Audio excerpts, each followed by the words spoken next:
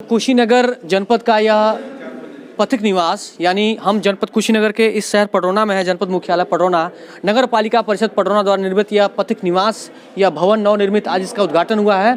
इसमें हम मौजूद अंदर चलेंगे और जानेंगे क्या कुछ यहाँ पे सुविधाएं मिलेंगी। आइए। रैन बसेरा का यहाँ पे देख पा रहे हैं कि ये यहाँ पे रिसेप्शन सेंटर है, जहाँ पे आप आएंगे तो आप अपना नाम दर्ज कराएंगे, इन्फॉर्मेशन जैसे बेसिक जानकारियाँ आप बताएं। यहाँ पे ये क्या होगा? यहाँ पे रिसेप्शन सेंटर है। रिसेप्शन सेंटर है। यहाँ पे जिन भी रैन बसेरा में रहना आता हो उनके लिए आधार कार्ड चाहिए, एक वोटर आईडी, उसके बाद उनका नाम, नंबर, मोबाइल नंबर नोट होगा। उसके बाद से यहाँ पे उनकी एंट्री होगी। रूम अलाउट होगा? रूम अलाउट होगा और महिलाओं के लिए भी अलग है और पुरुषों के लिए भी अलग है। महिलाओं पुरुषों के लिए अलग है। तो इसके बाद से आप देख पा रहे हैं कि काफ़ी सजा हुआ है, फूलों से, गुब्बारों से सजा हुआ। आज इसका उद्घाटन भी हुआ है तो काफ़ी बेहतरीन, इसकी पंखे भी काफ़ी लगे हुए हैं। आप आगे बढ़िए, थोड़ा सा दिखाना चाहेंगे। रैन बसेरा केवल महिलाओं के लिए, यह कक्ष महिलाओं के लिए स्पेशल विशेष रूप से होगा। जैसा कि इसमें लिखा हुआ है कि महिलाएं अगर आती हैं निवासी के रूप में, आश्रित के रूप में, यहाँ बेड है, बेड के ऊपर चादर, ये बेड लगा हुआ है, तकिए हैं, कंबल भी है, यहाँ डोरमेट भी लगा हुआ है। जो सुविधाएं यहाँ पे, डस्टबिन भी देख पा रहे हैं हम, कैमरा में से आएंगे जिसको भी दिखा है, डस्टबिन भी यहाँ रखा हुआ है। तो ये जो इसेंशियल चीज़ें हैं, जो एक रहने के लिए जो ज़रूरत है, यहाँ सामने बोर्ड है जिसमें अडॉप्टर या चार्जर लगाने वाली चीज़ें होती हैं, लगा सकते हैं। सामने आगे बढ़ते हैं और आपको दिखाएंगे कुछ और महत्वपूर्ण चीज़ें। यहाँ लाइट की जो सुविधा है दिखाई है। यहाँ एक और कमरा जो महिलाओं के लिए बना हुआ है, वही सुविधाएं जैसा आपको बताया है। बेड है, बेड के ऊपर बिस्तर, चादर है, तकिया है और कंबल है। कंबल चूँकि ठंड का महीना है तो कंबल अवेलेबल होगा। सामने आपको दिखाना चाहेंगे कि ये बाथरूम है, जो बाथरूम इसेंशियली जो ऐसे लोग हों जो उपयोग कर सकते हैं। क्योंकि ऐसे लोग भी होते हैं जिनके पास बैठने की सुविधा नहीं होती है, तो उनके लिए ये वेस्टर्न स्टाइल बाथरूम है। ये भी अच्छी पहल है। रैन बसेरा का बाकी फुटेज आपको दिखाते हैं, हमारे साथ बने रहिए। हम अब चल रहे हैं रैन बसेरा के मुख्य कक्ष में। चूँकि यह एक हॉल के रूप में है, काफ़ी बड़ा कमरा है। यहाँ पे आपको दिखाएंगे पूरा कवरेज, सीधे तौर पे यहाँ से देखते जाइए कि अप्रॉक्सीमेट आप देख पा रहे हैं कि ये काफ़ी ज़्यादा इसमें बेड लगे हुए हैं। ठंड का चूँकि महीना है तो वहाँ पे सामने आपको केटल दिखाई दे रहा है। पीछे हम दिखाना चाहेंगे यहाँ पे आपको, यहाँ पे हीटर भी लगा हुआ है। ठंड की सारी सुविधाएं जो एसेंशियली जो अवेलेबल होनी चाहिए वो इस रैन बसेरा में अवेलेबल है। बिस्तर के ऊपर कंबल लगा हुआ है और यहाँ जो साफ़ सफाई जो दिखाई दे रही है वो भी अप्रॉक्सीमेटली ग्राउंड लेवल पे अच्छी है। चूँकि रैन बसेरा ऐसे लोगों के लिए होता है जो रात में ऐसे नहीं कहीं जा सकते हैं, या जिनके पास अप्रॉक्सीमेटली ऐसे इसेंशियली जो है इकोनॉमिकली इनके पास अवेलेबल नहीं है कि वो होटल अफोर्ड कर सकें। तो आप इस होटल या इस आप होटल जैसी सुविधाएं हैं, धर्मशाला आप कह सकते हैं इनको, कि आप यहाँ आएंगे, रह सकते हैं। आप दुनिया के, देश के किसी कोने से आते हैं, तो जैसा कि नगर पालिका अध्यक्ष विनय जायसवाल ने हमको बताया था कि आप इस रैन बसेरा में अपनी एंट्री करा के आप इसमें रात गुजार सकते हैं, चाहे आप जितने भी दिन रात गुजारना चाहें। तो आगे की बातचीत हम करेंगे विनय जायसवाल से। सबसे पहले आपका स्वागत करेंगे सर, और बहुत बहुत धन्यवाद इस नगर पालिका परिषद क्षेत्र को रैन बसेरा जैसी मुख्य सुविधाएं देने के लिए। कुछ विस्तार से बताइए।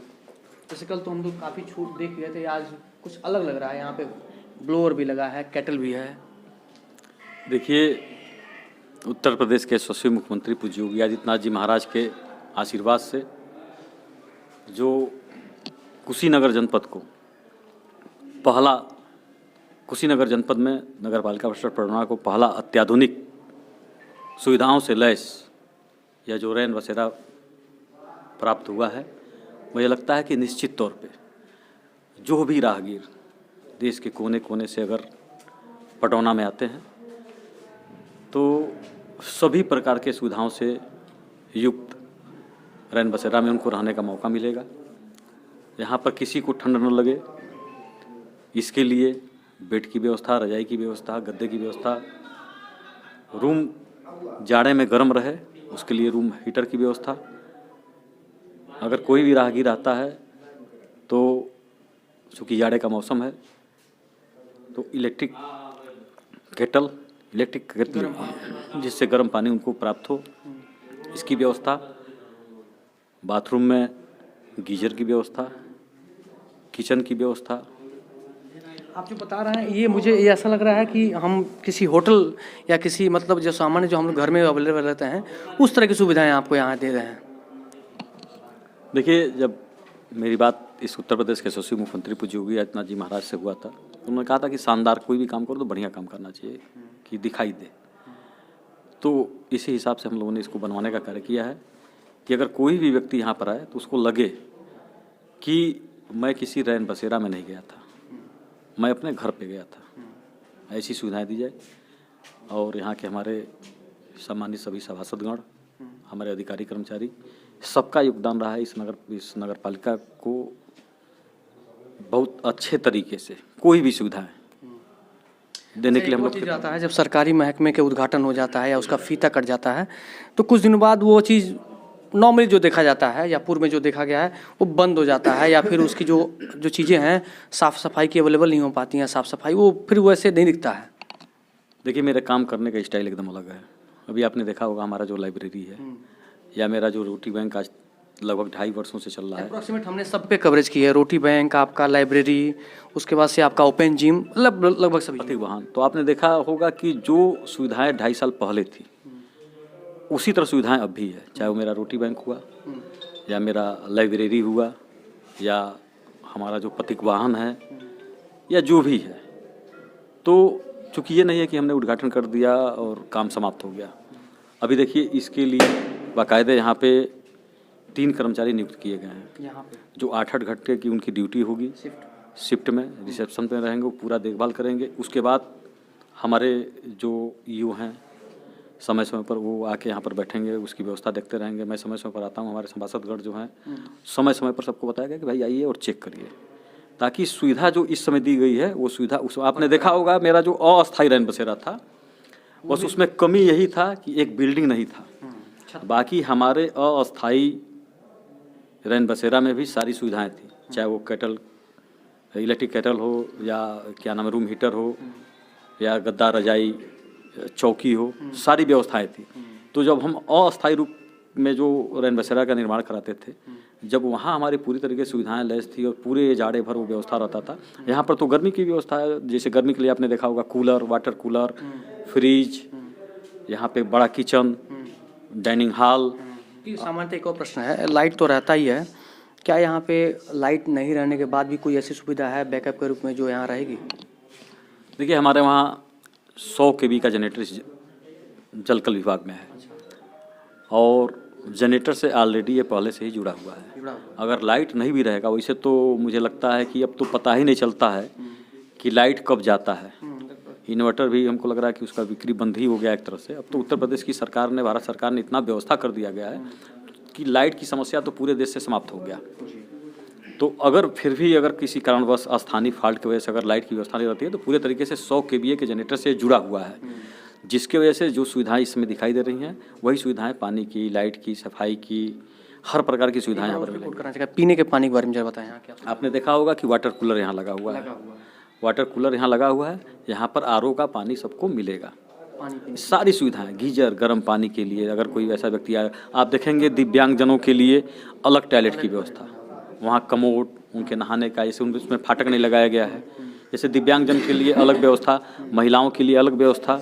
जैसे यहाँ पर महिलाएं भी अगर आएंगी तो उनके लिए अलग से रूम है, सेफ रूम है कि वहाँ आएंगी और महिलाएं यहाँ पर सेफ तरीके से रहेंगी। उनके लिए पूरा उनके किचन की व्यवस्था अलग, उनके बाथरूम वगैरह की व्यवस्था अलग, मतलब सारी व्यवस्थाएं महिलाओं के लिए अलग, पुरुष जनों के लिए अलग और दिव्यांगजनों के लिए अलग। मतलब सब व्यवस्था को पूरा 3 कैटेगरी में बांट के रखा गया है। आपने देखा होगा कि यहाँ पर 3 डॉर्मेट्री है जिसमें 120 लोग एक साथ, उसमें डॉर्मेट्री में 3 डॉर्मेट्री है, एक 46 बेड का है, एक 36 बेड का है और एक 39 है। मतलब 100 कुछ बेड का हमारे पास डॉर्मेट्री है। हमारे पास 10 कमरे हैं, उसके बाद भी इतना ओपन है, 5,500 स्क्वायर फीट के एरिया में बना है, इतना बड़ा है कि अभी और भी एक्स्ट्रा व्यक्ति अगर आते हैं तो वो यहाँ पर खूब आराम से रहते हैं। हमने अलग से भी गद्दा बनाया है, यहाँ मंगवाया है कि अगर 150 से ऊपर भी व्यक्ति अगर हो जाते हैं, जो मेरी ये क्षमता है 150 लोगों की, अगर इससे भी अगर 50 या 100 व्यक्ति हो जाते हैं तो अलग से गद्दा है, उनको भी बिछवा के वहाँ पर पूरे तरीके से हम लोग व्यवस्थित करने का कार्य यहाँ पर हम लोग करेंगे। कैसे आपने सोचा इसके बारे में, क्या विजन था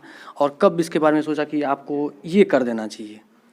हम लोग संघ के स्वयंसेवक हैं और निश्चित तौर पे इस देश के यशस्वी प्रधानमंत्री जी, उत्तर प्रदेश के यशस्वी मुख्यमंत्री जी के कार्यशैली को देख के हम लोग सीखते हैं कि कैसे ये लोग काम करते हैं। और इसी तरह मुझे लगता है कि यह हम लोगों के मन में आया था कि अगर कोई बाहर से आ जाता है और यहाँ फंस जाता है, जैसे घटना हुई, एक महिला छितौनी से आ गई थी। छितौनी यहाँ से लगभग 30 किलोमीटर से ऊपर है और रात में यहाँ गाड़ियाँ मिली नहीं, तो हमने पथिक वाहन की व्यवस्था की। तो ऐसे दिमाग में कुछ घटनाएं घटती रहती है, दिमाग में आता रहता है। और चूँकि हम लोगों ने बड़ी ईमानदारी से इसको इसलिए बनवाया कि कुछ काम ऐसा करना चाहिए कि जब लोग आएँ, आज अगर कोई ऐसे आएगा तो उसको लगेगा कि ये तो नहीं कहेंगे कि 5 स्टार है, लेकिन किसी बढ़िया होटल से कम ये हमारा रैन बसेरा नहीं है। नहीं, हम ये कह सकते हैं कि जो सुविधाएं दिख रही हैं उस हिसाब से अप्रॉक्सीमेटली किसी धर्मशाला में ऐसी सुविधाएं मिल जाती हैं देखने को, तो लगभग approximately average, on an average इसको हम बढ़िया ही कहेंगे। और अभी आप देखे होंगे कि फिर उसके बाद से जो घटना घटी उस महिला के साथ, मतलब घटना नहीं घटी, मतलब उनको रहने के लिए कोई व्यवस्था नहीं था, तो हम लोगों को पथिक वाहन की व्यवस्था थी। उसी समय दिमाग में आया था कि एक रैन बसेरा बढ़िया अस्थायी रूप से होना चाहिए, जहाँ कैटेगरी एक बटा हो, महिलाओं के लिए अलग, पुरुषों के लिए अलग। तो मैंने इस उत्तर प्रदेश के यशस्वी मुख्यमंत्री पूज्य योगी आदित्यनाथ जी महाराज से चर्चा किया और उन्होंने तत्काल वो पैसा रिलीज करने की बात कही। और पहला किस्त तो मुझे लगता है कि 1 हफ्ते के अंदर ही उस विभाग को भिजवाने का कार्य किया था। तो हम लोग तैयार। ऐसा तो नहीं है कि इसको थोड़ा सा मैं राजनीतिक मूड दे देता हूँ, क्योंकि 2 महीने बाद चुनाव होने वाले उत्तर प्रदेश में, चूँकि यह जनपद उत्तर प्रदेश में ही आता है, लगातार सरकारें उद्घाटन कर रही हैं, प्रधानमंत्री मोदी हर जगह जाकर उद्घाटन कर रहे हैं।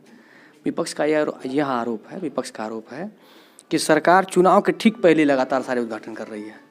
इसको हम उससे जोड़ के तो ना देखें। देखिए, जो विपक्ष है उनके पास कुछ नहीं है, मौका तो उनको भी मिला था, चाहे वो बसपा हो, चाहे सपा हो, चाहे कांग्रेस हो। इन लोगों ने भी 60 वर्षों से तीनों लोग मिलकर राज्य करते रहे। मतलब यह है कि काम कौन करता है।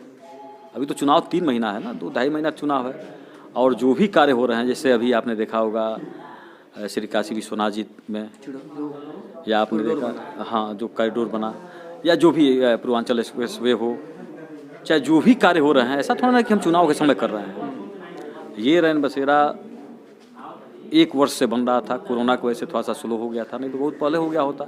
अच्छा, जब बन के तैयार होगा तो उद्घाटन तभी होगा ना। देखिए, काम करने का ललक होना चाहिए। बसपा की भी सरकार थी, कांग्रेस की भी सरकार थी, सपा की भी सरकार थी।